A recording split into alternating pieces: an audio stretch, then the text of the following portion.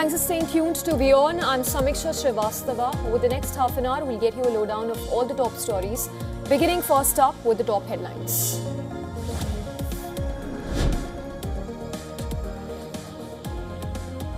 Iran's IRGC claims it struck US military targets in Jordan, says it destroyed a missile defense radar system and an F-15 jet. The military says operation aimed to clear radar coverage for wider missile and drone attacks.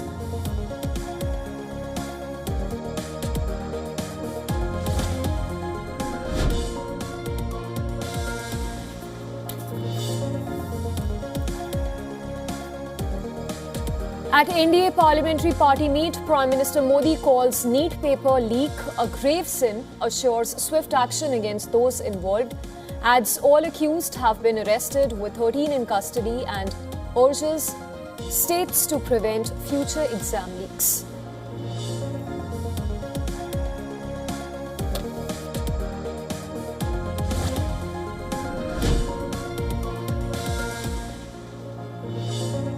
India summons senior Russian diplomat to protest the deaths of 4 Indian seafarers in Russian missile strike on a cargo ship leaving Ukraine's Odessa port.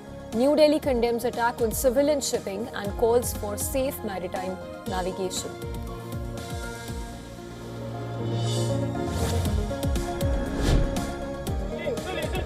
China summons the Philippine ambassador over clash at disputed Second Thomas Shoal.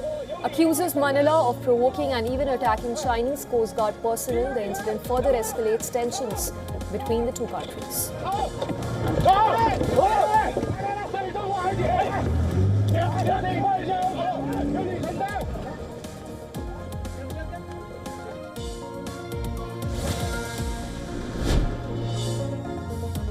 ASEAN foreign ministers meet in Manila amid global instability, discuss economic risks from US-Iran conflict and Myanmar's civil war.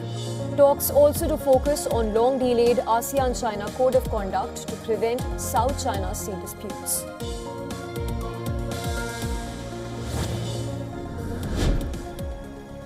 UK Prime Minister Andy Burnham announces removal of VAT on domestic electricity bills from October, which is also his first measure after taking office, aimed at reducing energy costs and easing the cost of living burden for millions of Britons.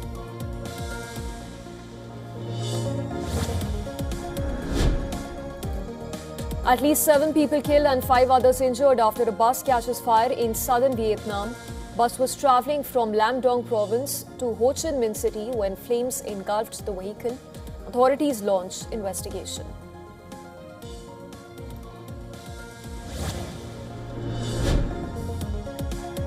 Italian police clash with protesters in Bologna after death of Moroccan-born entrepreneur Abderrahim Fakir during an arrest. Video shows the incident sparked public anger with opposition leaders demanding accountability.